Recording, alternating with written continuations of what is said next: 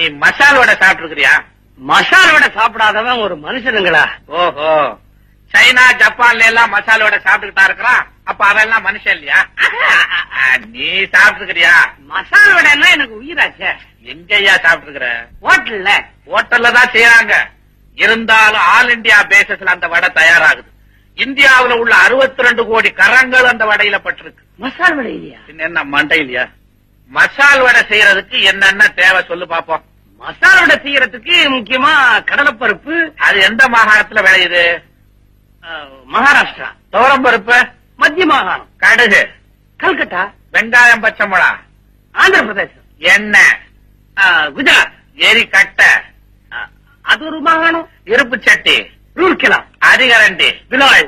அரவ master Ramanathapuram. சரக்கு master Thiruvananthapuram. Hotel master உடுப்பீங்க.